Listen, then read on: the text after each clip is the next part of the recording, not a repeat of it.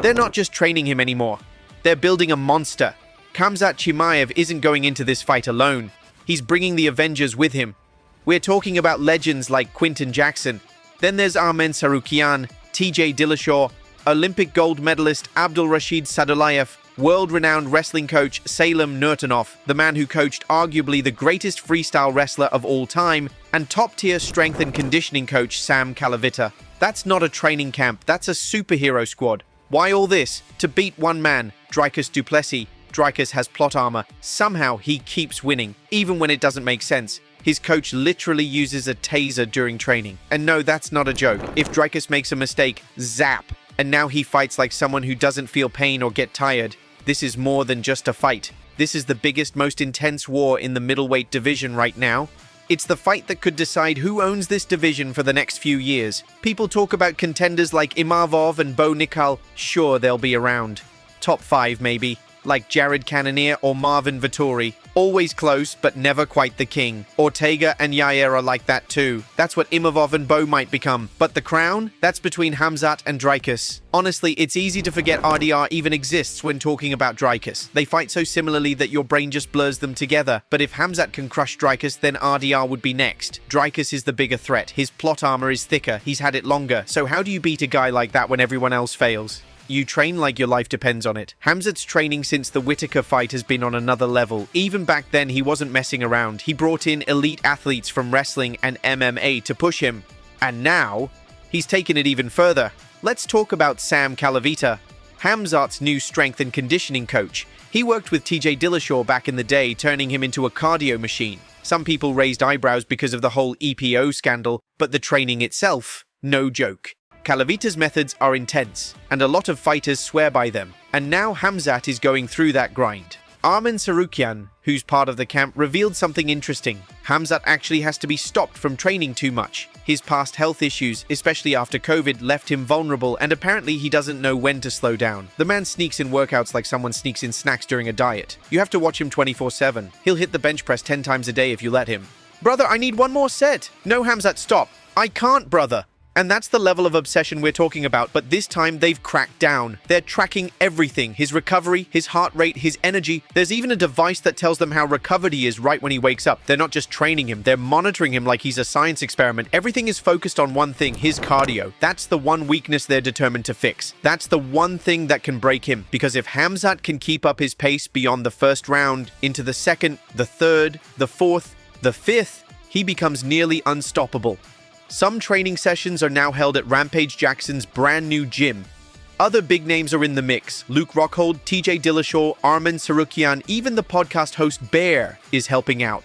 Everyone's behind Hamzat, they're pulling out all the stops. Hamzat's also reunited with Salem Nurtanov, the legendary coach of Olympic gold medalist Abdulrashid Sadulayev. Nurtanov worked with him for the Whittaker fight and has returned for this one. Even if he's not around full-time, his presence is huge. Speaking of Abdulrashid Sadulayev, yeah, Hamzat's been training with him too. That man is arguably the best wrestler in the world. They're not holding back at all. Every single area of Hamzat's game is being sharpened. They're making sure his cardio can last 5 rounds and making his already elite wrestling even stronger. Interestingly, the focus isn't even so much on Dricus. It's on Hamzat himself. Fix his weaknesses, enhance his strengths, train him like the opponent doesn't even matter. Yes, of course, he's training for Dricus' style too, but you can tell they believe Hamzat is the problem, not the other guy. If Hamzat shows up fully optimized, it won't matter who stands in front of him. Because let's be real, that first round is a tsunami when Hamzat fights. No one has made it through clean. If he can keep that pace longer, it's over. Sam Kalavita might just be the man to take Hamzat to that level, and if that happens, we're looking at someone truly terrifying. Still, Dricus isn't backing down. Dricus' camp has their own plan too. His training partner Mark Hume made a bold claim. They're going to finish Hamzat in the 3rd round, not in the championship rounds, not by decision, but before round 4 even starts.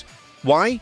Because they believe Hamzat will burn himself out early, just like he did against Burns and Usman. They don't think this new camp changes that. That's a strong assumption considering who Hamzat's working with now, but still, they believe it. It's almost like they're ignoring everything Hamzat's doing in training, like they assume he's still the same fighter as before. But we know that's not true. Even before this fight for the Whittaker match, Hamzat was training with elite-level wrestlers and Whittaker was shocked. And think about that. Whittaker is a veteran. He knew Hamzat would try to wrestle. Everyone knows, yet still, Hamzat took him down easily. No one has defended Hamzat's takedowns in the first round. Not a single fighter. The first chain of attacks, boom, you're on the ground. It's a 100% success rate. So now Hamzat is even better, with better cardio, more strength, more discipline, and yet Dricus's camp thinks nothing will change? That's risky. But to be fair, Dricus's team is smart. They've always come in with sharp game plans. Against Whittaker, they used a southpaw jab that worked perfectly. That wasn't random. It was based on how Cannonier hurt Whittaker. Against Adesanya, Dricus used left roundhouse kicks to shut down Izzy's kick game. It worked. He was actually out-kicking the kicker. And the way Dricus adjusted between the two fights against Sean Strickland, night and day. The first fight was close. The second fight, Dricus dominated. So yeah, they know how to prepare. You can't underestimate them. But this time, they're up against something different. This time, it's Khamzat Chimaev, fully trained, surrounded by champions, monitored like a science project, fighting with a purpose.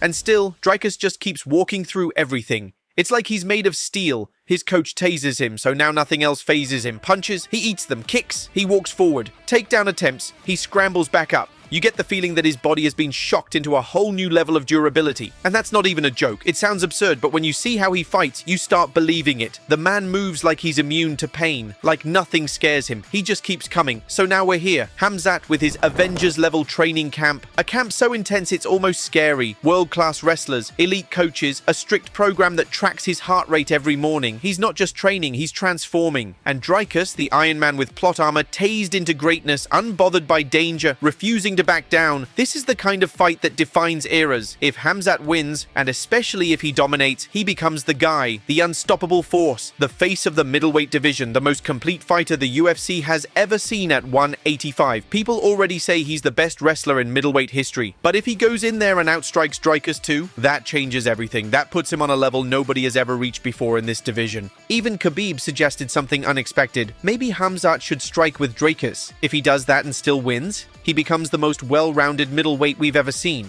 No one would be close. On the flip side, if Dricus wins, then he might go down as one of the greatest middleweights of all time. Think about it. He already beat Brunson, then Whittaker, then Adesanya, then Strickland, twice. Add Hamzat to that list, no one has ever done that. That would be the greatest win streak in middleweight history. Not just because of the names, but because of the way Dricus wins. The chaos, the pressure, the unexplainable ability to just keep going when everyone expects him to break.